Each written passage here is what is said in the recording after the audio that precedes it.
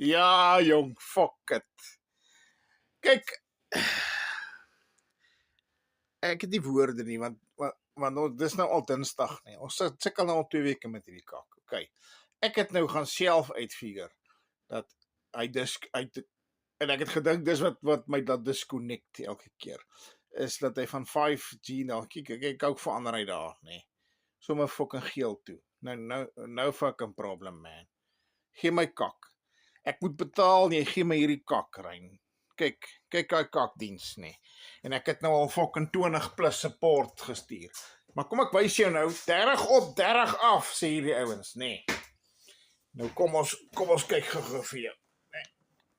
Check daai syfers, papi. Check. Dis fucking, dit was nog nooit 30 op 30 af nie. Nog nooit wat ek rein gehad het. Ek kon daarmee saamleef, maar hierdie onstabiliteit van die fucking netwerk nie, dat jy fucking ek 20 minute op 'n fucking game, dan word ek uitgeskop. Disconnected. Kyk, hy's nou weer blou. Totale onstabiele netwerk. Kom ek vertel vir julle ding rein. As Starlink aan hierdie land inkom nie, is julle fucking bankrot.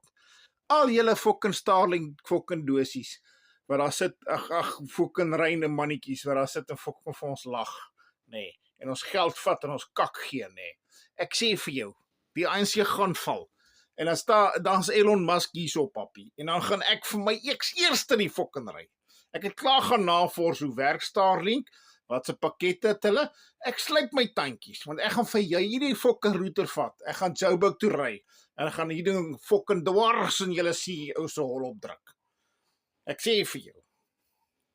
En ek gaan vir julle fucking lag, want julle gaan sonder jobbie sit.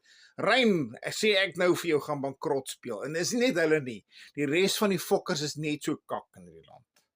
Nee. Julle gee nie, julle fucking befok ons net. Dis al wat julle doen.